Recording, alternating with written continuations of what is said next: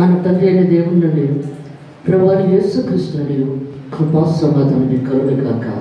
ఆమేన్.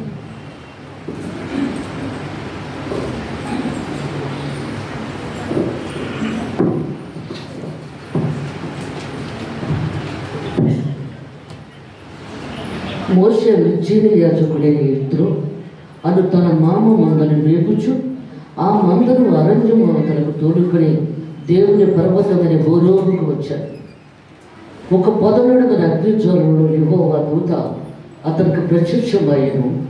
అతడు చూచినప్పుడు అగ్ని వలన పొద మండుచుండును, కానీ పొద కాలిపోలేదు. ప్రార్థన చేసుకుంటాం. పరిశుద్ధం పరిశుద్ధం పరిశుద్ధం పరిశుద్ధం ఉందవర్షుడు ఉత్తరబడ్డవరు శూర్తురబడ్డవయ్యా. దేవానికి స్తోత్రం స్తోత్రములైనా దేవానికి స్తోత్రము తండ్రి. పరిశుద్ధాత్మ దేవా, ఇక్కడే సంచరిస్తున్నావు ప్రభా, ఇక్కడే సంచరిస్తున్నావు, మా మధ్యలోనే ఉన్నావు తండ్రి. మాట్లాడుచున్నది మీరే కానీ నేను కాదు. నీ రోజు మధ్యలో ప్రతి ఒక్కరి ధ్యానము నీకు అంగీకారముగా ఉండేలా చేయమని, ప్రతి బిడ్డతో నువ్వే మాట్లాడమని తనలోష్యం తండ్రి. ఆమేన్. Thank you Jesus. పరిశుద్ధాత్మ దేవా, నీకే వందనాలు తండ్రి. ఆమేన్. పరిశుద్ధాత్మ దేవుడు ఎవరు మాట్లాడుచూ ఉన్నాడంటే, దేవాది దేవుడు, సర్వాధికారుడు, సృష్టికర్త, సర్వోన్నతుల దేవుడైన వాక్యమే దేవుడు, దేవుడే వాక్యం. వాక్యము రెండంచులు గల ఖడ్గం, కీళ్ళలోంచి మురుగులోంచి బయటకు లాగిస్తూ. ఎందుకు అలా మాట్లాడుతున్నాడు దేవుడు ఇక్కడ? వాక్యము కీళ్ళలోంచి మురుగులోంచి బయటకు లాగేస్తుందని ఎందుకని చెప్పుచున్నాడు? ఎందుకంటే మనం చేసిన మంచితనాన్ని బట్టి, మనం చేసే తప్పిదాలు బట్టి, మనం చేసే మోసాలు బట్టి దేవుని మనుషుల్ని మోసం చేసినట్లుగా దేవుణ్ణి కూడా మోసం చేస్తానంటే కుదరదు ఇక్కడ. అందుకు దేవుడు ఏమంటున్నాడు? నీ కీళ్ళలోంచి మురుగులోంచి బయటకు లాగేస్తానంటున్నాడు. ఎలాంటి తప్పిదమైనా ఎలాంటిదైనా సరే బయటకు లాగేస్తానంటున్నాడు ఆయన. ఎందుకంటే వాక్యమే దేవుడు, దేవుడే వాక్యం.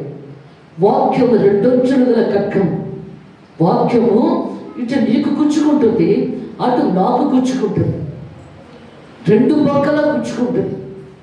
ఎందుకు దేవుడు అంటున్నాడు ఇక్కడ? అబద్ధ ప్రవక్త అంత్యక్రీస్తు వచ్చినప్పుడు ఆయన అబద్ధ ప్రవక్త అంత్యక్రీస్తు వచ్చినప్పుడు దేవుడు రాకడలో దేవుడు మాట్లాడుతున్నాడు ఇక్కడ. ఆయన వచ్చే సమయంలో ఒకసారి ఫారెన్లో జరిగిన విషయం ఇది. ఫారెన్ అయినా తెలుగు అతనే, ఫారెన్ అయినా బాగా చేసుకున్నాడు తెలుగు అమ్మాయిని. చేసుకున్న తర్వాత చెప్పాడు ముందే, ఆదివారం చర్చికి వెళ్ళాలి మనం అని చెప్పి తన భార్యతో చెప్పాడు. అలాగేనని ఒప్పుకుందాము. మ్యారేజ్ అయిపోయింది, ఫారెన్ వెళ్ళిపోయారు ఇద్దరు. వెళ్ళిపోయిన తర్వాత అక్కడ ఏంటంటే ఒక్కోసారి 2 డ్యూటీలు పడుతుంటాయి వాళ్ళకి. ఆవిడ అంది, ఆదివారం చర్చికి వెళదాం రా అంటే, నాకు చాలా బాధగా ఉంది, నీరసంగా ఉంది, నువ్వు వెళ్ళు చర్చికి, నేను రెస్ట్ తీసుకుంటానంది. పోనీ కానీ ఒకసారి ఊరుకున్నాడు, 2 సార్లు ఊరుకున్నారు, 3 సార్లు ఊరుకున్నాడు. చెప్తున్నాడు, ఎందుకంటే దేవుణ్ణి మనం ఒక ఆదివారమైనా మనం ఆరాధించకపోతే మన కుటుంబం బాగుండదు, రా చర్చికి అని చెప్పి ఆమె ఒప్పుకోలేదు. ఎందుకంటే ఆవిడ దేవుని నమ్ముకోలేదు. ఆవిడ ముందు వివాహానికి ఒప్పుకుంది. అక్కడ చాలామంది వివాహానికి ఒప్పుకుంటారు. అందుకే దేవుడు మాట్లాడుతున్నాడు అక్కడ.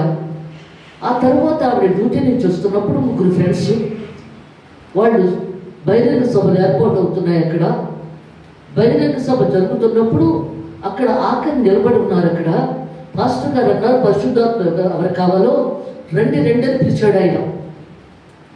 అందులోంచి 2 అమ్మాయిలు వెళ్ళిపోయారు అక్కడికి. పాస్టర్ గారు పిలవగానే ఈ అమ్మాయి వెళ్ళలేదు. 2వ రోజు మరలా వాళ్ళిద్దరూ వెళ్ళిపోయారు, ఈ అమ్మాయి వెళ్ళలేదు. 3వసారి పిలిచాడు. 3వ రోజు ఆయన వెళ్ళింది, కానీ దేవుడిలో ఉండలేకపోయింది తను. ఆ తర్వాత దేవుడి రాకడ వచ్చేసింది. ఎలా వచ్చింది? ఆయన రాకడ ఎలా వచ్చింది? ఎందుకంటే దేవుడు వచ్చేటప్పుడు ఒకళ్ళు వెళ్ళిపోతారు, ఒకళ్ళు ఉండిపోతారు. భర్త దేవుడిని నమ్మితే వెళ్ళిపోతాడు, భార్య దేవుడిని నమ్మకపోతే ఉండిపోతుంది. అలాగే ఎందుకంటే విమానంలో వెళ్ళేటప్పుడు కూడా హిందువులు ఒకరు ఉంటారు, క్రిస్టియన్స్ ఒకరు ఉంటారు డ్రైవర్గా. క్రిస్టియన్ వెళ్ళిపోతాడు, హిందువుడు ఉండిపోతాడు అక్కడ. అందువల్ల ఇలా జరుగుతూ ఉన్నప్పుడు ఈ పిల్లలిద్దరూ ఎప్పుడైతే అక్కడ వెళ్ళారు కదా, ఆఖరిని వెళ్ళారు కదా, మాస్టర్ గారు పిలవగానే వాళ్ళు బైబిల్ చదువుకుంటున్నారు.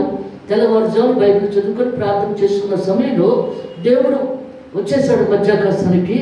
అందరూ వెళ్ళిపోయారు, తన భర్త కూడా వెళ్ళిపోయాడు, ఇది ఉండిపోయింది. ఏరియాలో చెప్పేస్తున్నారు, టీవీలో చెప్పేస్తున్నారు, ఇంతమంది వెళ్ళిపోయారు, ఇంతమంది ఉండిపోయారు అని చెప్పేస్తున్నారు అక్కడ. అప్పుడు ఈవిడికి గాబరా వచ్చి అప్పుడు గబ్బగా చర్చికి పరిగెట్టుకుని వెళ్ళేటప్పటికల్లా అప్పుడు పాస్టర్ గారు కూర్చొని ఏడుస్తున్నారు అక్కడ. అదేంటంటే పాస్టర్ గారు మీరు ఏడుస్తున్నారంటే, అమ్మ సంఘం వెళ్ళిపోయింది కానీ నేను ఉండిపోయినమ్మా అన్నాడు. దేవుడు స్తోత్రం. అందవర్షవా సంఘమే కాదు, పాస్టర్ గారు కూడా వాక్య ప్రకారంగా నడుచుకోవాలి. అందుకంటున్నాడు కదా, ఎందుకంటే ఇటు నీకు గుచ్చుకుంటుంది, అటు నాకు గుచ్చుకుంటుంది. దేవుడిలో ఉండాలి. అందుకే దేవుడు మాట్లాడుతున్నాడు ఇక్కడ. అదే చెప్తున్నాడు ఇక్కడ, దేవాది దేవుడు సర్వాధికారుల సృష్టికర్త. ఇక్కడ వాక్యములు ఏమున్నదంటే వాక్యమే దేవుడు, దేవుడే వాక్యము కదా. అందుకే అంటున్నాడు, ఒక దినాన్ని ఎవరో అడిగారు యేసు ప్రభుని, నీ పేరేంటి ప్రభా, ఉన్నవాడను అనువాడను అని చెప్పాడు. తర్వాత ఒక్కొక్కరు అడిగారు, ప్రభా నీ పేరేమిటి అని. వాక్యము అన్నాడు దేవుడు అక్కడ. అందుకే వాక్యము చాలామంది చదవరు, బద్ధకం ఎక్కువ చదవడానికి. వాక్యమే దేవుడు ఆయన. నువ్వు వాక్యం చదివితే నీ హృదయంలోకి వస్తాడు ఆయన. నేను వస్తానంటున్నాడు. నువ్వు నన్ను ప్రేమిస్తే నీ హృదయంలోకి వస్తానంటున్నాడు యేసు ప్రభు. నువ్వు ప్రేమించకపోతే దేవుడు అదే అంటున్నాడు కదా, నా వాక్య ప్రకారంగా, నా ఆజ్ఞల ప్రకారంగా ఎవరు నెరవేరుస్తారో వాళ్ళతో నేను ఉంటాను అంటున్నాడు దేవుడు అక్కడ. ఎంతమంది ఆయన ఆజ్ఞ ప్రకారంగా నడుచుకుంటున్నాం, ఇది తప్పు, ఇది మంచిది కాదు అని మనం వచ్చేటప్పుడు అక్కడ అది దాని ప్రకారంగా మనం నడుచుకోవాలి. వాక్యం ఎందుకు చెప్తాం? ఎందుకు ఇంత కష్టపడి మీరు వస్తున్నారు? ఎందుకంటే దేవుడు హెచ్చరిక చేస్తాడు కాబట్టి. అందుకే దేవుడు మాట్లాడుతున్నాడు ఇక్కడ. జీవాధిపతి దేవుడు, సర్వాధికారుడు, సృష్టికర్త, సర్వోన్నత దేవుడు అయినాం. అల్పయు మేకయు నేనే, ఆదియు అంతము నేనే, సమస్తము నేనే, సర్వాధికారుడు, సృష్టికర్తనని దేవుడు మాట్లాడుతున్నాడు. ఎందుకు మాట్లాడుతున్నాడు ఇక్కడ? వాక్య ప్రకారంగా జీవిస్తామని, వాక్య ప్రకారంగా నడుచుకుంటామని దేవుడు మాట్లాడుతున్నాడు ఇక్కడ. అప్పుడు నేను నీలోకి వస్తాను. ఎందుకంటే నన్ను సంతోషపరిచినప్పుడు, నన్ను ఆనందపరిచినప్పుడు, నాలో నా మాట విన్న రోజున నేను నీలోకి వస్తాను. నువ్వు నా మాట వినలేనప్పుడు నేను ఎందుకు వస్తాను? అందుకే అంటున్నాడు కదా, తల్లిదండ్రులకే బాధ కలుగుతుంది బిడ్డలు చేసిన తప్పిదాలకి. మాట ఇట్టలేదే, ఎందుకు వీడు ఎలా తయారయ్యాడు, ఎందువల్ల అని బాధ కలుగుతుంది ఆ తల్లిదండ్రులకి. అలాంటప్పుడు దేవుడికి బాధ కలగదా? దేవుని మాట వినలేనప్పుడు, ఆయన ఆజ్ఞ ప్రకారం నడుచుకోలేనప్పుడు. అందుకే దేవుడు ఇక్కడ మాట్లాడుతున్నాడు. ఇక్కడ జీవాధిపతి దేవుడు, సర్వాధికారుడు, సృష్టికర్త, సర్వోన్నత దేవుడైన మంచి యవ్వనస్తుడు మోషే. అందుకే దేవుడు మాట్లాడుతున్నాడు. ఎందుకంటే పరో మగపిల్లలు పుడితే చంపేయంటున్నాడు, ఆడపిల్లలు పుడితే ఉంచమన్నాడు అక్కడ. అప్పుడు మోషే చిన్నవాడు, తన తల్లి జమ్ము పొట్టిలో పెట్టి నీటిలో వదిలిస్తుంది. అప్పుడు రాజకుమార్తె పరో కూతురు స్నానం చేస్తుంది చిరుకత్తులతో. బిడ్డ 7 పాలకించి ఆ బాక్స్లో పట్టమంటుంది. అది చూసేటప్పటికల్లా చాలా అందంగా ఉంటాడు మోషే. చూసి ఈ బిడ్డను నేను పెంచుకుంటాను అని చెప్పి, ఎవరైనా తల్లి గల వారు ఉంటే తీసుకుని రమ్మంటారు ఆ బిడ్డని పెంచడానికి. తన తల్లి రెడీగా ఉంటుంది అక్కడ. అప్పుడు ఈ బిడ్డను పిలిచి, నాకు కొంత వయసు వచ్చిన తర్వాత నాకు అప్పగించు అని చెప్తుంది. అలాగే చేస్తుంది. అప్పగించిన రాజకుమారుడు తిరుగుతాడు మోషే. ఎందుకంటే పరువు తర్వాత ఇతనే రాజు అవ్వాలి. ఎందుకంటే ఇశ్రాయేలు ఇశ్రాయేలుకు బిడ్డ, ఇశ్రాయేలు జనాంగానికి మోషే బిడ్డ. ఐగుప్తు ప్రజలు ఇశ్రాయేలు జనాంగం అంటేనే ఇష్టం ఉండదు, వాళ్ళకు బానిసలుగా వాడుకుంటారు. అందుకే దేవుడు మాట్లాడుతున్నాడు ఇక్కడ. ఇశ్రాయేలు జనాంగాన్ని అబ్రాహాము చేసిన తప్పిదానికి వాళ్ళు బానిసలైపోతారు. బలిదానం చేసేటప్పుడు ఒళ్ళు దగ్గర పెట్టుకొని జాగ్రత్తగా చెయ్యాలి. బలిదానం చేసేటప్పుడు తలకాయ ముండం ఒకలాగా, తలకాయ ఒకలాగా, కాళ్ళు ఒకలాగా పెట్టి నిద్రపోతాడు అబ్రహాం. అక్కడ సమస్యలిపోయి దేవుడు చేస్తాడు బలిపీఠం దగ్గరికి. అబ్రహమా అన్నాడు, చిత్తమ్మ ప్రభావం లేచేటప్పుడు ఏంటి నువ్వు చేస్తున్నది, నువ్వేం చేస్తున్నావు? అలాగే మనలో కూడా అడుగుతాడు దేవుడు, నువ్వు చేస్తున్నది ఏమిటి, నీ ప్రార్థన ఏమిటి, నువ్వు చేసే ప్రార్థన ఏమిటి, నువ్వు చేసే వైఖరి ఏమిటి, నువ్వు నడిచే మార్గం ఏమిటి? అది దేవుడు మనం ప్రశ్నిస్తాడు. అందుకే దేవుడు మాట్లాడుతున్నాడు, నువ్వు చేసిన తప్పిదానికి ఇశ్రాయేలు జనాంగం 40 సంవత్సరాలు బానిసలుగా వెళతారన్నాడు ఐగుప్తు దేశానికి. దేవుడు అక్కడ అందుకు వాళ్ళకి బానిసలుగా వెళతారు అక్కడ ఇశ్రాయేలు జనాంగం. అలాంటప్పుడు పరువుకి ఎలా పడుతుంది? ఎందుకంటే ఒక పూట కూడా సరైన భోజనం పెట్టాలి. ఎందుకంటే బట్టను దుడ్డించి ఎద్దుల చేత దుడ్డించవలసిన మనుషుల చేత దుడ్డిస్తూ ఉంటారు. భయంకరమైన ఎందుకంటే శిక్ష వేసేస్తూ ఉంటారు. కడుపు నిండా భోజనం కూడా పెట్టరు అక్కడ. ఎందుకంటే వాడి విగ్రహారాధికులు ఇశ్రాయేలు జనాంగం దేవుడు అంటే పడదు. అలాంటిది కష్టం వచ్చినప్పుడు దేవుడు కావాలి, అప్పుడు దేవుడికి మొర్ర పెట్టాలని ఆశపడుతున్నారు అక్కడ. అందుకే దేవుడు మొడుతున్నాడు అక్కడ, మొర్ర పెడుతున్నారు, ప్రభా ఈ బానిసత్వం నుంచి మమ్మల్ని విడుదల చేయి. నువ్వు ఒక్కడమే విడుదల చేయగల దేవుడు, ఎందుకంటే జీవంగల దేవుడు అయినా సర్వసత్యవంతుడు. ఇశ్రాయేలు జనాంగం అంటే ఇష్టము దేవునికి. మొర్ర పెడుతున్నారు, ఒక పూట కూడా సరైన భోజనం పెట్టలేదు, నరకం చూపెట్టేస్తున్నారు. ప్రభా మాకు ఎలాగైనా మంచి చేయి ప్రభా అని కూర్చోడుతున్నారు అక్కడ. అది దేవునికి కనబడుతుంది. ఒక దినాన్ని వాగ్దానం ఇస్తాడు కదా అబ్రాహాముకి, ఇస్సాకుకి, యాకోబుకి వాగ్దానం చేసిన దేవుడు కదా. ఇలా ఆకాశ నక్షత్రాలు లెక్కించగలమంటే లెక్కించలేదు అన్నాడు. అంత సంతానం లెక్కిస్తానన్నాడు. ఇశ్రాయేలును గుప్పుడు పెట్టుకుని లెక్కించగలము అన్నప్పుడు అంత సంతానం ఇస్తానన్నాడు దేవుడు అక్కడ. ఆ వాగ్దానం దేవునికి జ్ఞాపకం వచ్చింది అక్కడ. ఆ వాగ్దానమే దేవుడికి జ్ఞాపకం వచ్చింది. ఇక్కడ పెద్దవాడైపోయాడు, యుక్త వయసు వచ్చేసింది. కూతురు అడుగుతుంది, నా కొడుకుని పట్టాభిషేకం చేయమని అడుగుతుంది అక్కడ. మోషే ఇష్టం లేదు అక్కడ పొరుగుకి.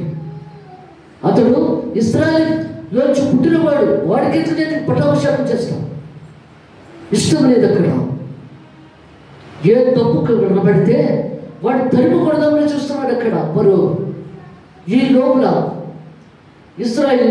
ఇశ్రాయేలు వాడికి ఐగుప్తు ప్రజలకి యుద్ధం జరుగుతుంది అక్కడ. దెబ్బలాట అవుతున్నప్పుడు ఐగుప్తుని మోషే వచ్చి ఒక్క తోపు తోసేటప్పటికల్లా పడి చచ్చిపోతాడు. చచ్చిపోయేటప్పటికి ఇదే ఒక్కని పరువు తరిమి కొట్టి చంపేటన్నాడు మోషేని. చంపేటనేటప్పటికల్లా అతను పరిగెట్టి వెళ్ళిపోయి ఒక నూతి దగ్గర ఆ డొక్కలో దాక్కుండిపోతాడు. అప్పుడు ఎందుకంటే మాట్లాడుచున్నాడు ఇక్కడ, ఏమని మాట్లాడుతున్నాడు ఇక్కడ? సర్వసత్యవంతుడు సర్వోన్నతుడైన దేవుడు ఆయన. అందుకే దేవుడు చెప్తున్నాడు, జీవాధిపతిని దేవుడు, సర్వాధికారుడు, సృష్టికర్త, నిశ్చీని యాజకుడికి 7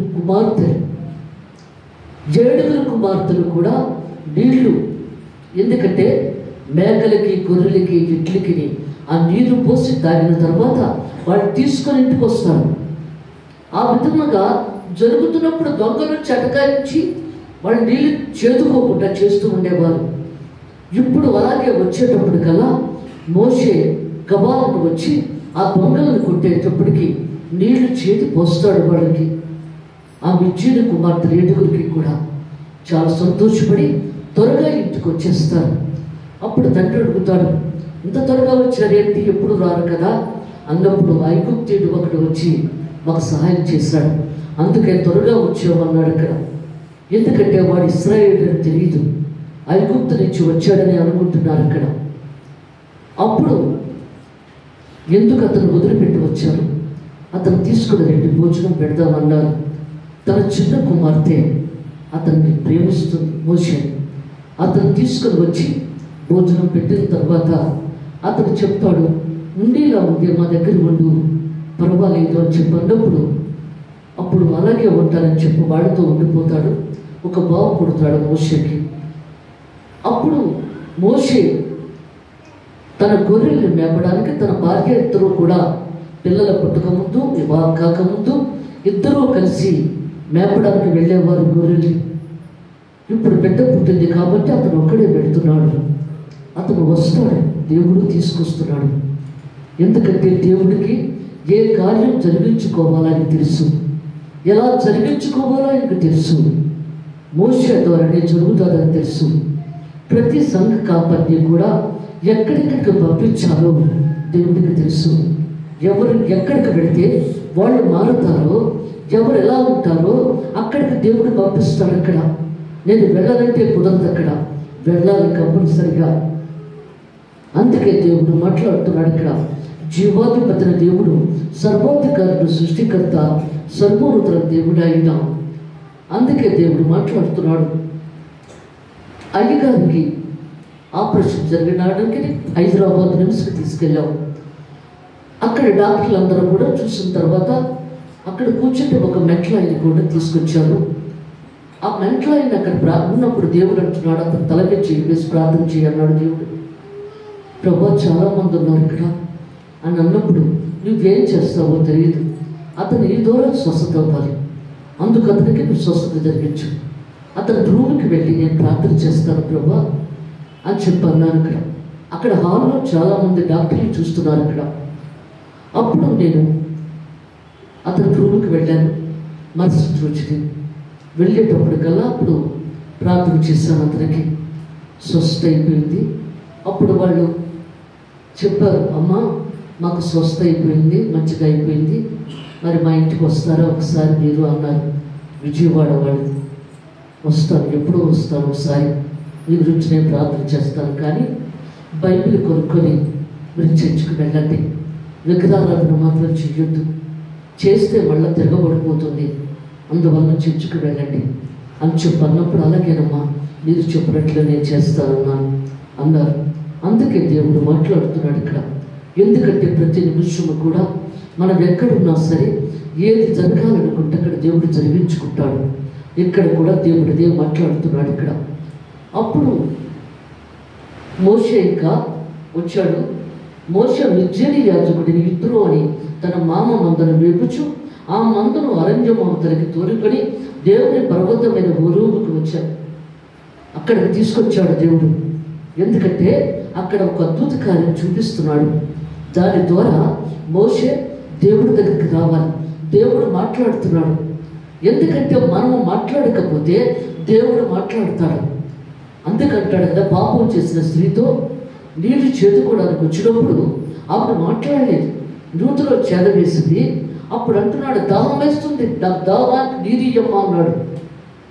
అప్పుడు అంటున్నాను, నువ్వెప్పుడివి నేను సమరీరాల్ని ఎలా పోస్తాను అంది. పర్వాలేదు పొయ్యమ్మా అంది. పర్వాలేదు పొయ్యమ్మా అన్నప్పుడు పోయినంది.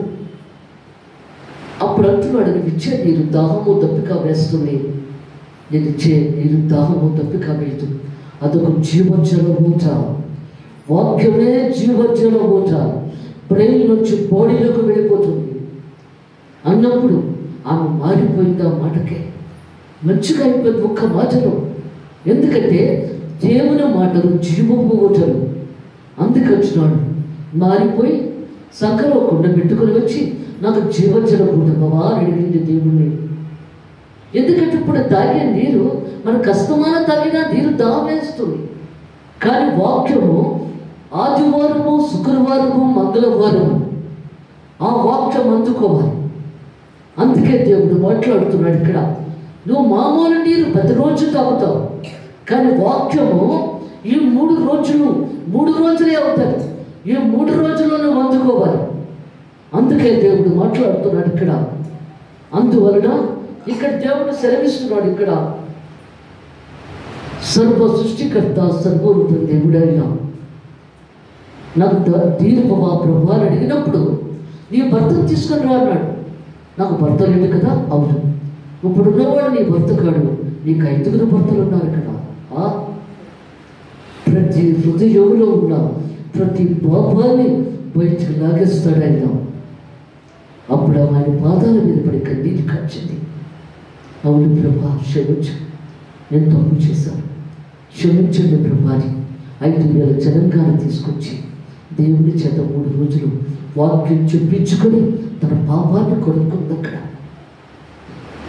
ఇక్కడ కూడా మోషే వస్తున్నాడు. ఆయనకి తెలియాలి దేవుడి విలువేంటో, దేవుడి రుచి ఏంటో తెలియాలి. అప్పుడు వెళతాడు, దేవుడి చెప్పిన మాట ప్రకారంగా వెళతాడు.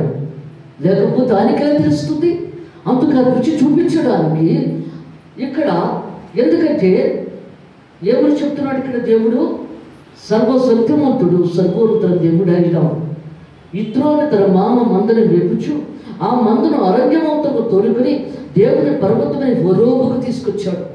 ఆ పర్వతం దగ్గరికి తీసుకొచ్చాడు దేవుడు. ఇక్కడికి మోషే ఆయన అనుకోలేదు అంత దూరం వస్తున్నాడు. అక్కడే మేపేసి తీసుకెళ్ళిపోదాం అనుకున్నాడు అక్కడ.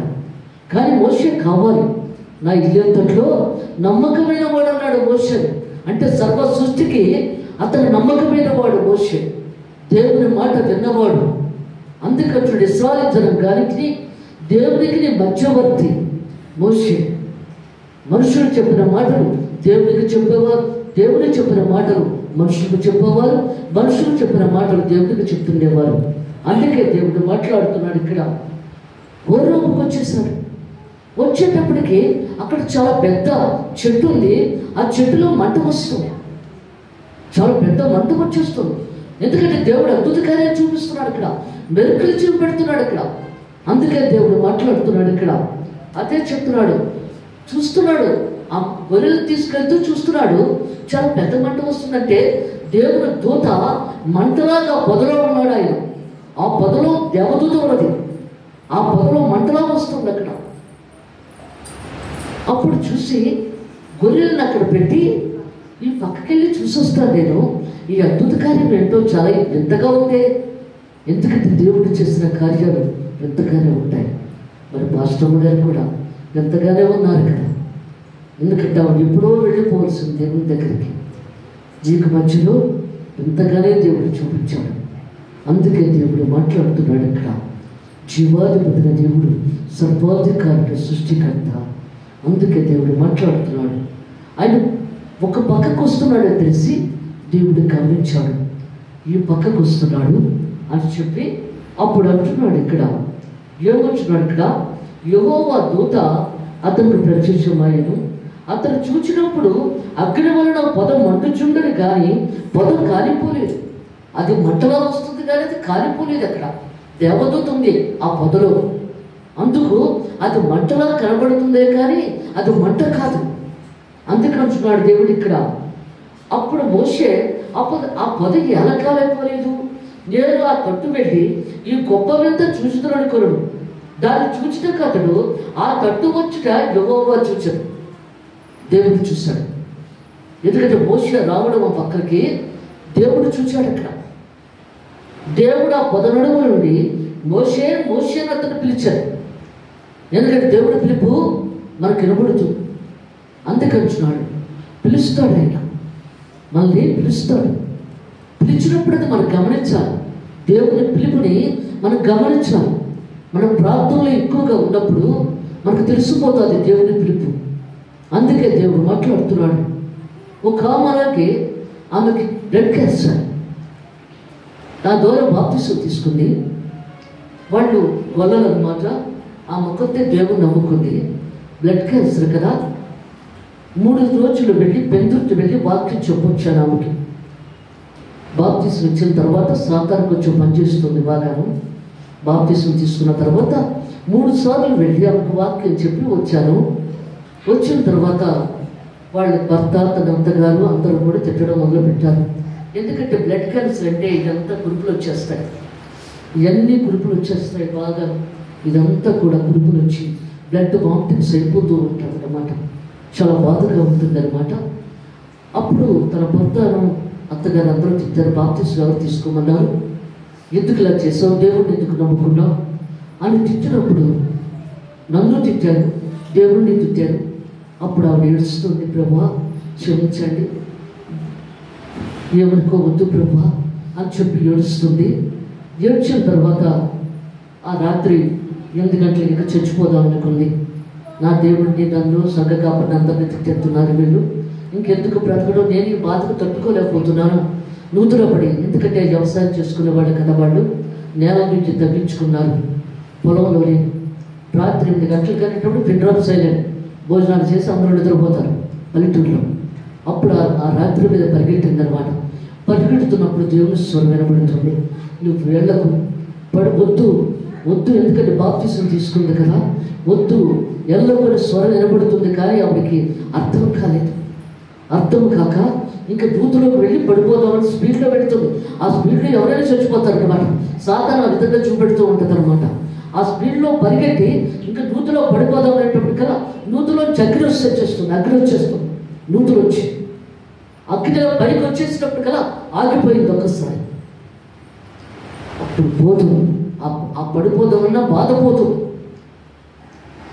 ఆ మంట ఎప్పుడైతే చూసి, ఎందుకంటే దేవుడికి ఏం చేయలేకపోయాడా, ఎందుకంటే పిలుస్తుంటే వినబట్టలేదు, ఆవిడికి అర్థమవట్లేదు, చచ్చిపోదామన్న ఆతృతే తప్ప ఇంకోటి ఏమి వినబట్టలేదు అక్కడ.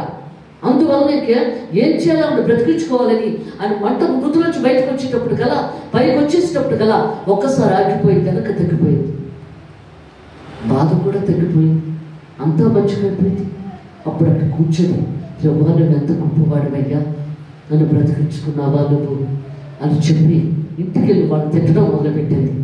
రాత్రి నేను ఎప్పుడో చచ్చిపోయే శర్మ ఇందులో నా దేవుడు నన్ను కాపాడాడు. మీరు కాపాడారా, మీరు కాపాడారా, నన్ను ఎవరు కాపాడారు, నా దేవుడే గొప్పవాడు.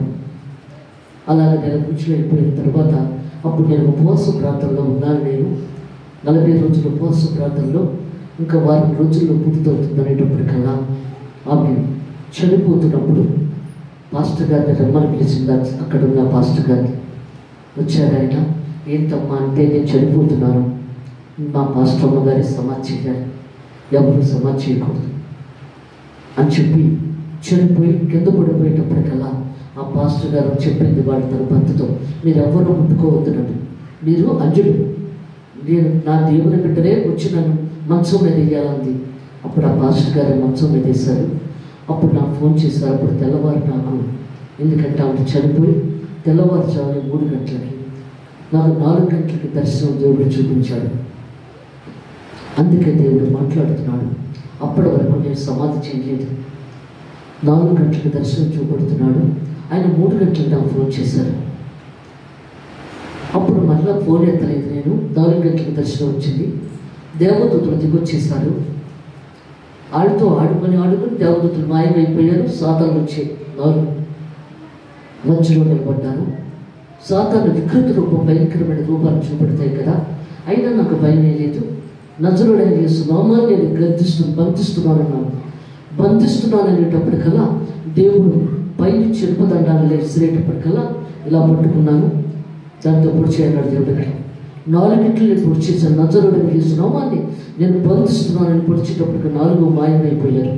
అప్పుడు దేవుని స్వరం వినబడుతుంది, అపవాదిని జయించే సత్యం నీకు అనుగ్రహించాను, నువ్వు సమాధి కార్యక్రమం చేసే అన్నాడు దేవుడు. అక్కడ ఈ రోజు నుంచి సమాధి కార్యక్రమం చేసే అన్నాడు దేవుడు. అక్కడ అలాగే ప్రభు అని చెప్పి అప్పుడు 5 గంటలకల్లా నాకు ఫోన్ వచ్చింది. మళ్ళా పాస్టర్ గారు, అమ్మ చనిపోయింది తను అంటే, నేను అంత దూరం రావాలి ఏంటంటే, మీరు సమాధి చేసేవచ్చు కదా అన్నాను. లేదు, ఆవిడ మీరే సమాధి చేయాలని కోరుకుంది, మీరు వచ్చే సమాధి చేయండి అన్నారు. అలాగే వస్తున్నాను అని 2 ఆటోల మీద సంఘాన్ని తీసుకుని వెళ్ళి అదే మోటనే సమాధి కార్యక్రమం చేయడం. అందుకే దేవుడు మాట్లాడుతున్నాడు ఇక్కడ. జీవాధిపతిన దేవుడు, సర్వాధికారుడు, సృష్టికర్త, సర్వోన్నత దేవుడు ఆయన. ఇక్కడ ఏమొచ్చున్నాడు, ఇక్కడ మోషే ఏమొచ్చున్నాడు. అప్పుడు మోషే ఆ పొదయ్యాల కాలిపోలేదు, నేను ఆ తట్టు వెళ్ళి గొప్ప వింత చూస్తున్నాడు ఇక్కడ. దాన్ని చూచుటకు అతడు ఆ తట్టు వచ్చుట యెహోవా చూచెను. దేవుడు ఆ 10 నడుము నుండి మోషే అని అతను పిలిచాడు. అందుకతడు చిత్తము ప్రభావం, అందుకని దగ్గరికి రావుతూ, నీ పాదముల నుండి నీ చెప్పులు విడువము, నువ్వు నిలిచి ఉన్న స్థలము పరిశుద్ధ ప్రదేశం అన్నాడు. ఎందుకంటే చెప్పులు ఎప్పుడు కూడా అపవిత్రత, అందుకంటున్నాడు, చాలా చర్చల్లో చెప్పులతో వెళ్ళిపోతారు. అలా వెళ్ళకూడదు. ఎందుకంటే ఇది పరిశుద్ధమైన ఆలయం. ఇది దేవుని శరీరం, ఆలయము ఆయన శరీరము. అందుకే ఇక్కడ ఏమంటున్నాడు, నీ చెప్పులు విడిచిపెట్టరా అని చెప్తున్నాడు దేవుడు ఇక్కడ. మరియు ఆయన, నేను నీ తండ్రి దేవుడను. ఎందుకంటే ఇశ్రాయేలు బిడ్డలే కదా ఈయన మోషే. అందుకు నీ తండ్రి దేవుడను, అబ్రాహాము దేవుడను, ఇస్సాకు దేవుడను, యాకోబు దేవుడను అని చెప్పగా మోషే తన ముఖము కప్పుకొని దేవుని వైపు చూడవచ్చాడు. ఇంకా దేవుని వైపు చూడలేకపోయాడు అక్కడ. అందుకే దేవుడు మాట్లాడుతున్నాడు. సువార్త పత్రిక చదవండి.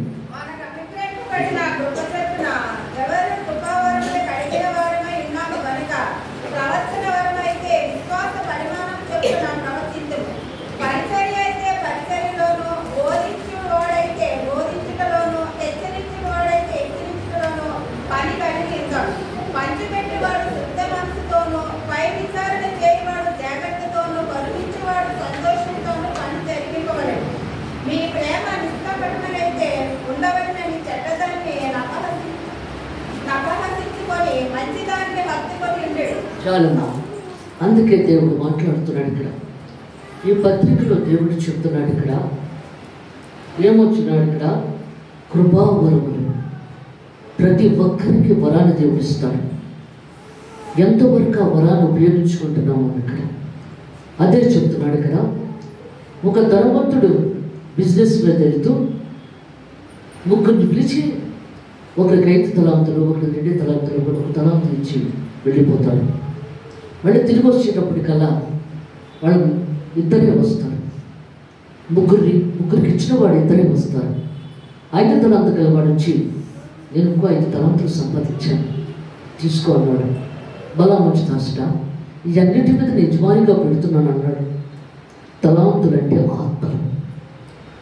ఆత్మలు సంపాదించుకోడు తలాంతులంటే. అందుకే దేవుడు అంటున్నాడు, ఈ లోకంలో జీవించినంత కాలం కూడా ఒక ఆత్మను రక్షించావా అని అడిగినప్పుడు జవాబు దొరకదు అక్కడ. ఒక ఆత్మను రక్షించాలి అక్కడ. 2 తలాంతులు గలవాడు అన్నాడు, నీవు ఇచ్చిన 2 తలాంతులే కదా, ఇంకో 2 తలాంతులు సంపాదించాను అన్నాడు. బలా మంచి దాసుడా, నా బల్ల దగ్గర నీకు కూర్చుని వడ్డిస్తానన్నాడు. 1 తలాంతు గలవాడు రాలేదు, ఈయనే వెళ్ళాడు. నిద్రపోతా అన్నాడు దేవుడు ఇక్కడ. మొత్తం నిద్రతో ఒళ్ళు విరుచుకొని వచ్చాడు, తలుపు తీశాడు. ఏది ఇచ్చిన తలాంతు ఏది అని అడిగాడు అక్కడ. నువ్వు ఎలా అడుగుతావని గొయ్యి తీసి కప్పెట్టానన్నాడు. ఎంతమంది మంటిలా గొయ్యి తీసి కప్పెట్టేస్తున్నావు? ఎందుకంటే దేవుడు ఇచ్చిన తలాంతుని ఎంతోమంది మనం గొయ్యి తీసి కప్పెట్టేస్తున్నాం. ఎందుకంటే మన బలహీనతను బట్టి మనం గొయ్యి తీసి కప్పెట్టేస్తున్నాం. దానికి అలవాటు పడిపోయి దేవుడి వాక్యానికి కానీ దేవుడి ప్రార్థనకు కానీ లోబడకుండా అలవాటుకే లోబడిపోతున్నాం. అందుకు గొయ్యి తీసి కప్పెట్టేస్తున్నాం ఆ తలాంతుని. నువ్వు ఎలా అడుగుతావని గొయ్యి తీసి కప్పెట్టానన్నాడు. మరి దేవుడితో కూడా మనం అలాగే మాట్లాడతాం కదా. నేను అడుగుతాను దినాన్ని, ఎందుకు ప్రార్థన చేసుకోవట్లేదు? ఏం కష్టం వచ్చింది? ఏం బాధ వచ్చింది? వాక్యం ఎందుకు చదవటం లేదు? ఎవరు డిస్టర్బెన్స్ చేస్తున్నారు ఏంటి అని దేవుడు అడుగుతాడు ఒక దినాన్ని. అది దేవుడు స్వయంగా వచ్చాడు అక్కడ. నీ ఫ్రెండ్ ద్వారా అడుగుతాడు, నీ అక్క ద్వారా అడుగుతాడు, నీ చెల్లి ద్వారా అడుగుతాడు, నీ భార్య ద్వారా అడుగుతాడు. అప్పుడు నువ్వేమంటావు? చదువుతానులే, ప్రార్థన చేస్తానులే, అదో రెక్లెస్. అంత పురుషురవా ఇలా వర్తర పడ్డవా శూరుతర పడ్డవా రెక్లెస్. అది నీకు అవసరమా? ఒక దినము నువ్వు దేవుడి దగ్గరికి వెళ్ళాలని తెలుసు, అలాంటప్పుడు నువ్వు రెక్లెస్గా మాట్లాడితే అక్కడ ఏముండదు. అక్కడ దేవుడు కూడా అక్కడ రెక్లెస్గానే ప్రవర్తిస్తాడు. చల్లగా నుండి వెచ్చగా ఉండక నువ్వు వెచ్చగా ఉంటే ముఖం మీద వేస్తారంటున్నాడు దేవుడు అక్కడ. అందుకే దేవుడు సెలవిస్తున్నాడు ఇక్కడ, అదే మాట్లాడుతున్నాడు ఇక్కడ. అప్పుడు దేవుడు అతను నరికేసి నరకంలో స్మరిస్తాడు. 1 తలాంతు గలవాడు. అందుకే అంటున్నాడు ఇక్కడ, దేవుడు చెప్తున్నాడు, మనకు అనుగ్రహింపబడిన కృప చొప్పున వెవ్వేరే కృపావరములు కలిగిన వారమే ఉన్నాము కనుక ప్రవచన వరం అయితే విశ్వాస పరిమాణము చొప్పున ప్రవచించము. సంఘ కాపురికే ఇస్తాడు ప్రవచన వరం ఎక్కువ, ఎందుకంటే సంఘానికి కావాలి కాబట్టి. అందుకంటున్నాడు ప్రవచన వరం అయితే విశ్వాస పరిమాణము చొప్పున ప్రవచించము. పరిచర్య అయితే పరిచర్యలోను, అంటే నువ్వు సేవ చేసేటప్పుడు, బోధించేవాడైతే బోధించటంలోను, వాక్యము బోధించడంలో దేవుడు మంచిగా మాట్లాడతాడు. హెచ్చరించేవాడైతే, ఎందుకంటే సంఘానికి హెచ్చరిక కావాలి. ఆ హెచ్చరిక లేకపోతే సంఘము నరకానికి వెళ్ళిపోయినా, సంఘ కాపురి నరకానికి వెళ్ళిపోయినా దేవుడు అడుగుతాడు అక్కడ, సంఘం నరకానికి వెళ్ళింది ఎందుకు? నువ్వు హెచ్చరించలేదు, నువ్వు కఠినంగా చెప్పలేదు నువ్వు అని దేవుడు అడుగుతాడు. దేవుడు ఇక్కడ ఏమంటాడు యెషయాతోటి? దేవుడు ఇక్కడ నా బిడ్డల దగ్గరికి ఎవరు పెడతారు అని అడిగినప్పుడు దేవుడు, నేను పెడతాను ప్రభా, నాకు పెదాలు పవిత్రమైపోయాయి కదా అన్నాడు దేవుడు ఇక్కడ. అయితే నువ్వు కఠినంగా మాట్లాడు, సంఘానికి వెళితే మామూలుగా మాట్లాడుకో.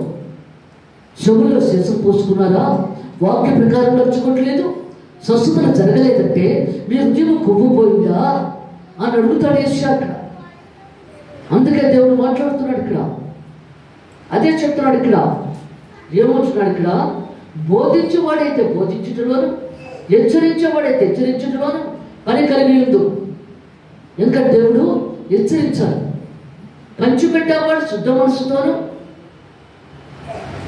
పై విచారణ చేయవాడు జాగ్రత్తతోను, కరుణించేవాడు సంతోషంతోను పని జరిగింపబడడు. ఎందుకంటే సంతోషంగా మాట్లాడాలి, నవ్వుతూ మాట్లాడాలి, ఏడుస్తూ కూడా కఠినంగా మాట్లాడాలి. అందుకే దేవుడు మాట్లాడుతున్నాడు, నీ ప్రేమ నిష్కృతమై ఉండవలను. దేవుడు ఇక్కడ ఏమంటున్నాడు? ఒక యవన శిష్యుడు అడుగుతున్నారు యేసుప్రభుని, ప్రభా మరి ఎవరు పరలోక రాజ్యానికి పెడతారయ్యా అని అన్నప్పుడు ఒక చిన్న బిడ్డను మధ్యలో నిలబెట్టి, ఈ చిన్న బిడ్డ హృదయం ఎలా ఉన్నదో అలాంటి హృదయంలో కలిగి ఉన్న రుచినే నువ్వు పరలోక రాజ్యానికి వెళతావు, లేకపోతే నువ్వు వెళ్ళావు. చిన్న బిడ్డ హృదయం ఎలా ఉంటుంది? చాలా ఇన్నోసెంట్గా, అమాయకంగా ఉంటుంది. పాపం అంటే ఏమిటో తెలియదు. అలాంటి మనసు నీలో ఉన్న రుచిని నువ్వు పరలోక రాజ్యానికి వెళ్తావు. అందుకే అదే మాట అంటున్నాడు, మీ ప్రేమ నిష్కపటమైన కలిగి ఉండాలి, కల్మషం లేకుండా ఉండాలి. ప్రేమించినప్పుడు మీరు ఎవరిని ప్రేమించినా కల్మషం లేకుండా ప్రేమించాలి, కల్మషం లేకుండా మాట్లాడాలి, అత్తుకుని జీవించాలి. అందుకే దేవుడు మాట్లాడుతున్నాడు ఇక్కడ. సర్వ సృష్టికర్త సర్వోన్నత దేవుడు అయినా, ఎందుకంటే భర్త అయినా సరే, బిడ్డలైనా సరే, భార్య అయినా సరే ఇష్టానుసారంగా మాట్లాడుతున్నాడు. అందుకే దేవుడు మాట్లాడుతున్నాడు. అది తల్లినే కాదు, బిడ్డనే కాదు, అక్కడ ఎంతమంది ఉన్నారనే కాదు, ఇష్టానుసారంగా మాట్లాడుతాం. ఆర్షవా అందు వర్షవా, వాళ్ళు బాధపడుతున్నారనే కానీ మాట్లాడుతున్నాం, ఆ బాధ వాళ్ళు అనిపిస్తారనే కానీ అక్కడ ఉండదు. అక్కడ అనిస్తున్నాం అంతే. వాళ్ళు ఎంతమంది ఉన్నా లేదు, వాళ్ళు సిగ్గుపరుస్తున్నామని కూడా అనిపించదు. అక్కడ ఏమిటి నీ జీవితం? ఏంటి నీ మాట? ఏంటి నీ పద్ధతి? భార్య మనిషి కాదా? తల్లి మనిషి కాదా? అక్క చెల్లెల మనిషి కాదా మాట్లాడేటప్పుడు అక్కడ? అందుకే దేవుడు మాట్లాడుతున్నాడు ఇక్కడ, జాగ్రత్తగా మాట్లాడాలి, ఒకరికి బాధ కలగకుండా మాట్లాడాలి. అదే నిన్ను మాట్లాడితే నువ్వెంత బాధపడతావు? నీకు బాధ పిలిచినప్పుడు అంతవర్షుడవా. అందుకేమంటున్నాడు? ప్రేమ నిష్కపటముగా ఉండాలి. నువ్వు ప్రేమించినప్పుడు మనసులో కల్మషం లేకుండా ఉండాలి, ప్రేమించే మనసు కావాలి.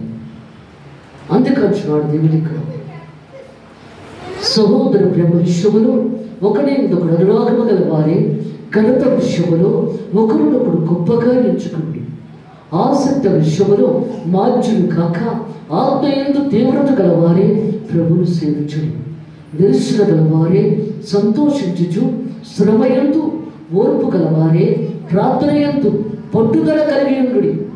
ఎందుకంటే పట్టుదలతో చేయాలి ప్రార్థన. నువ్వు ప్రార్థన చేసినప్పుడు పరిశుద్ధాత్మ నీలో చూచేస్తుంది. నువ్వు ప్రార్థన చేస్తున్నప్పుడు, నీవు ఏడుస్తున్నప్పుడు యేసు ప్రభు చేస్తాడు నీ దగ్గరికి. ఎందుకంటే మనసు చాలా స్పీడ్ ఎక్కువ, అన్నిటికన్నా మనసు స్పీడ్ ఎక్కువ. ఆలోచనలు వచ్చేస్తాయి. ప్రార్థన మొదలు పెట్టేటప్పటికే ఎన్నెన్నో ఆలోచనలు వచ్చేస్తాయి. అవన్నీ పక్కన తోసేయి. ప్రభు నాకు ఇవన్నీ తీసేయి. నీతో నీ మనసుతో నా మనసు కలవాలి. నేను ప్రార్థన చేస్తున్నాను, నీ మనసులో ఉండాలి, పరిశుద్ధం ఉండాలి, నువ్వు ఉండాలి అని చెప్పి నువ్వు మనసుపూర్తిగా ప్రార్థన చేసినప్పుడు తలుపు వేసుకొని ఒంటరిగా ప్రార్థన చేసుకో. కుటుంబాల ప్రార్థన వేరు, ఎందుకంటే ఒంటరి ప్రార్థన వేరు. అప్పుడు నువ్వు ప్రార్థన చేసినప్పుడు దేవుడు నీతో మాట్లాడతాడు. ఇక్కడ యెహోషువ ప్రార్థన చేస్తున్నప్పుడు దేవుడు వింటున్నాడు. ఆ ప్రార్థన దేవుడికి ఎంతో ఇష్టమైంది. నాతో వచ్చేస్తావా అన్నాడు. అలాగే ఎందుకంటే మానవుడు శరీరముతో దేవుని దగ్గరికి వెళ్ళాడు. అందుకంటున్నాడు, రక్త మాంసములు దేవుని రాజ్యంలో స్వతంత్రించుకున్నాడు. రక్త మాంసములతో తీసుకెళ్ళిపోతాడు. అందుకే దేవుడు మాట్లాడుతున్నాడు ఇక్కడ. అదే చెప్తున్నాడు, ఏడ్చే వారితో సంతోషించే వారితో సంతోషించుడి, ఏడ్చే వారితో ఏడుగుడి, ఒకరినొకడు మనసు కలిసి ఉండుడి, ఇచ్చు వాటి ఎందు మనసు ఉంచక తగ్గు వాటి ఎందు ఆసక్తినే ఉండుడి, మీకు మీరే బుద్ధిమంతులమని అనుకోవద్దు. ఎందుకంటే మనం అనుకుంటాం నేనే మంచోడు, నేనే బుద్ధిమంతులు అని చెప్పి అనుకుంటాం. అది తప్పు. ఆతలు పడాలి, వాడు చాలా మంచివాడు అని చెప్పి. అందుకంటున్నాడు దేవుడు ఇక్కడ, కీడికి ప్రతి కీడు ఎవరికి చేయవద్దు, మనుషులందరూ దృష్టికి యోగ్యమైన వాటి గురించి ఆలోచన కలిగి ఉండండి. ఎందుకంటే కీడు తలపెట్టే వారి వైపు దేవుడు కనులెత్తి కూడా చూడడం. సువార్త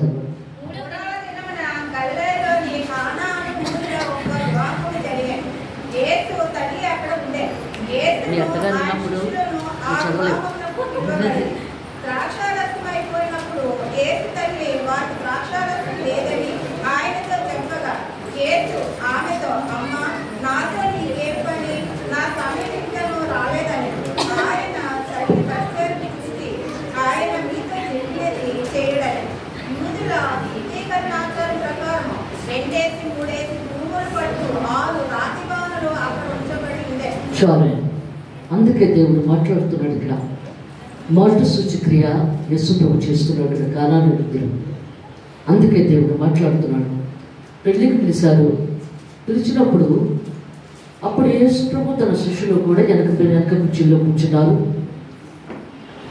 మరియమ్మ కూడా వచ్చింది. తల్లిని కూడా పిలిచారు. మరియమ్మ వచ్చి ముందు కుర్చీలో కూర్చుంది. ఎందుకంటే అక్కడ మనకి భోజనాల్లో మాంసం లేకపోతే పెళ్ళే కాదు, ఏ ఫంక్షను కాదు ఇక్కడ. అది మనకు కావాలి. కానీ అక్కడ రొట్టెలు ద్రాక్షరసం ఉండాలి అక్కడ. అందువలన పెళ్ళికి వచ్చిన వాళ్ళందరూ ఇంకా పెళ్ళి మొదలవ్వకుండానే తాగేస్తున్నారు ద్రాక్షరసాన్ని వాళ్ళు. అప్పుడు మరియమ్మ చెప్పింది యేసు ప్రభుతో, అయ్యా ద్రాక్షరసం అయిపోతుంది అంది. అమ్మా నా సమయం ఇంకా రాలేదు, నా సమయం వచ్చినప్పుడు తప్పక చేస్తాం. ప్రతి ఒక్కరికి ఒక సమయం ఉన్నది. ఏదైనా జరగడానికి ఆ సమయంలోనే జరుగుతుంది. మనం ఎంత కంగారు పడిపోయినా ఆ సమయం తోసుకొని రావాలి ముందుకి. అందుకంటున్నాడు, అది తోసుకొని రావాలంటే నువ్వు ప్రార్థన ఎక్కువ చేసుకోవాలి, ఎక్కువ చేయాలి. ప్రార్థన ఒక ఆయుధం. ఎందుకంటే వాక్యం ఎలాగో చదువుతావు, కానీ ప్రార్థన మనం 2-3 సార్లు చేసుకుంటాం కదా. ప్రార్థన ఎక్కడ కూర్చున్నానని చేసేసుకోవచ్చు. ప్రార్థన నువ్వు ఎంత ఎక్కువ చేసుకుంటే అంత ముందుకు తోసుకొచ్చేస్తుంది నీ పని. నా సమయం ఇంకా రాలేదన్నాడు. ప్రతిదానికి ఒక సమయం ఉంది కదా. అప్పుడు పనివాడితో చెప్పింది, ఎందుకంటే యేసు ప్రభు కొంచెం పెద్దవాడే తర్వాత 12 సంవత్సరాలకే తల్లితో వాదిస్తాడు. అక్కడ నాయనా నేను వెతుక్కుంటూ ఉన్నాము, నువ్వు ఎక్కడికి వెళ్ళిపోయావు, మీ నాన్నగారు నేను కూడాను అని చెప్పి అనేటప్పటికల్లా, అమ్మ నా కోసం నువ్వు ఎతకడం, నేను తండ్రి పనుల మీద ఉండాలి కదా అని చెప్పాడు అక్కడే 12 సంవత్సరాలకి. మరి ఇప్పుడైతే అక్కడ మాట్లాడుతున్నాడు, నా సమయం ఇంకా రాలేదు, వచ్చినప్పుడు తప్పకుండా చేస్తానమ్మా అన్నాడు. ఇక్కడ ఆ సమయం రావాలి కదా. ద్రాక్షరసం పూర్తయిపోయింది అక్కడ. అప్పుడు పనివాడితో చెప్పింది, ఎందుకంటే దేవుడితో మాట్లాడాలంటే కొంచెం మరియమ్మకు కూడా కొంచెం పంతగానే ఉంది అక్కడ. పని వాళ్ళతో చెప్పింది ఆయన ఏం చెప్తే చేయండి అని చెప్పేసి వెళ్ళి కూర్చుంటారు. తన తల్లి చెప్పేటప్పటికల్లా చేసేయాలని వెంటనే అని అనుకున్నాడు. అక్కడ 6 బాణలు ఉన్నారు, బాణలు రెడీ చేసి ఇచ్చారు కుండలు, దాని నిండా నీళ్ళు నింపేయండి అన్నాడు. నింపేశారు. అవి పట్టుకెళ్ళి ఏమనలేదు ఆయన, ఎందుకంటే అప్పటికే ద్రాక్షరసంగా మారిపోయింది. ఆయన ఎప్పుడైతే నీళ్ళు నింపేయండి అనేటప్పటికే ద్రాక్షరసంగా మారిపోయింది. అది అద్భుతకార్యం చేసే దేవుడు కదా, మెరుకులు చేసే దేవుడు. అందుకే దేవుడు మాట్లాడుతున్నాడు ఇక్కడ. జీవాధిపతి దేవుడు, సర్వాధికారుడు, సృష్టికర్త అదే చెప్తున్నాడు. ఎందుకంటే మా చిన్నబాబు చెప్తాడు, అమ్మా నువ్వు హాస్పిటల్లో డాక్టర్ గారు 10 నిమిషాలు నువ్వు చనిపోతావన్నారు. అప్పటికే వెంటిలేటర్లో పెట్టమంటే మా పెద్దమ్మాయి ఇప్పటికే అమ్మ చాలా కష్టాల్లోని ఇప్పుడు దాకా అనుభవిస్తూనే ఉంది ఆవిడ. మళ్ళీ వెంటిలేటర్ మీద పెడితే ఆవిడెంత బాధపడుతుందో అందు మీద వద్దు అని చెప్పేద్దాం అనుకున్నాము. కానీ అంటే దేవుడు అక్కడ పైకి వెళ్ళాక కిందనే ఆ పని చేస్తున్నాడు ఆయన. అప్పుడు మా మనవడు ఏం చేశాడంటే సంతకం పెట్టేస్తాడు, వెంటిలేటర్ మీద ఎక్కించండి అని చెప్పి. అప్పటికే ఆవిడ దగ్గర నుంచి ఇంకా జవాబు రాకముందే మా మనవడు సంతకం పెట్టేశాడు అక్కడ. ఆయన డాక్టర్ గారు ఎదురు చూస్తున్నారు. ఆయన ఎప్పుడైతే వీడు సంతకం పెడతారో ఈ వెంటిలేటర్ పంపించకపోతే కుదరదు, మన ఊపిరే ఉంది ఆవిడకి, ఏదైనా సహాయం దేవుడు చేస్తాడేమో అని చెప్పి ఆ డాక్టర్ గారు ఎదురు చూస్తున్నారు వీడు నా సంతకం కోసం. ఆ సంతకం ఎప్పుడైతే పెట్టేటప్పటికి అందరూ రెడీ చేయిపోయి మంచిగా అన్నీ చేసేసారు. ఎందుకంటే అక్కడ దేవుడు నేను వెళ్ళేటప్పటికే ఇంకా ఈవిడ కిందకి వెళ్ళిపోవాలి అని కింద డాక్టర్ గారి ద్వారా అన్నీ మంచిగా చేసేసి వెంటనే దేవుడు పంపించేశాడు అక్కడ. ఎందుకంటే దేవుని కార్యాలు గొప్పవి అక్కడ. అందుకే దేవుడు మాట్లాడుతున్నాడు ఇక్కడ కూడా. ఆ బాణం నిండా నీరు నింపేటప్పటికల్లా ద్రాక్షరసం అయిపోయింది. ఎందుకంటే గాయపరిచేవాడు నేనే, గాయము కట్టేవాడు నేనే, ఆశ ఇచ్చేవాడు నేనే, ఆశ తీసుకునేవాడిని కూడా నేనే, అల్పయు మేలు నేనే, ఆదియు అంతము నేనే, సమస్తము నేనే, సర్వాధికారిని సృష్టికర్తని దేవుడు మాట్లాడుతున్నాడు. ఎందుకంటే జీవం ఇచ్చే దేవుడు ఆయన, జీవాన్ని తీసుకునేవాడు కూడా ఆయనే అక్కడ. అందుకే దేవుడు మాట్లాడుతున్నాడు ఇక్కడ. అది ఎందుకంటే ఆ ద్రాక్షరసం పట్టుకెళ్ళి ఇచ్చాడు ఇంటి ప్రధానికి. ఆయన త్రాగేటప్పటికీ చాలా మధురంగా ఉంది. ఎందుకంటే వివాహం చేసేటప్పుడు మేము అక్కడ వాక్యం ఏం చెప్తాం, ఆ భార్యాభర్తలిద్దరూ ద్రాక్షారసం వలె మధురంగా ఉండాలని మేము చెప్తాం అక్కడ. ఆ వాక్యం అంత స్వీట్గా ఉండాలి వారిద్దరు కూడా. అప్పుడే నీ కుటుంబం పెరుగుతుంది, బిడ్డలతో సంతోషంగా ఉంటేనే, భార్యాభర్తలు ఉంటేనే బిడ్డలు పుడతారు, అక్కడ బిడ్డలు ఉంటారు. అందువలన అక్కడ మేము వాక్యం అలా చెప్తాం. మేము ఇక్కడ కూడా ఆ ద్రాక్షరసం చాలా మధురంగా ఉంది. ఎందుకంటే వాక్యమే మధురావతి మధురమైనది. ఎన్నిసార్లు నువ్వు విన్నా అది వినాలనిపిస్తుంది వాక్యం నీకు. అందుకు ద్రాక్షరసంతో పోల్చాడు దేవుడు ఇక్కడ వాక్యం. అందుకే దేవుడు మాట్లాడుతున్నాడు ఇక్కడ. అది తాగి పెళ్లి కుమారుని పిలిచాడు. ఇదేంటయ్యా ఇంత మంచి ద్రాక్షరసం నుంచి జబ్బు రసం పోసావేంటి? ముందు మంచి రసం పోసి తర్వాత జబ్బు రసం పోస్తారు కదా, నువ్వేంటిలా చేసావు అని అడిగేటప్పటికల్లా యేసు ప్రభు చేసిన మొదటి సూచక్రియ అద్భుత కార్యం. దేవుడు ప్రతి కుటుంబానికి ఒక అద్భుత కార్యం దేవుడు చేస్తాడు. ఈ కొత్త సంవత్సరంలో అంతా దేవుడు మంచిగా చేస్తాడు. ప్రతి కుటుంబానికి దేవుడు ఆశీర్వాదాలు ఇస్తాడు. దేవుడు పరిశుద్ధ వాక్యం తీర్చుగాక. ఆమేన్.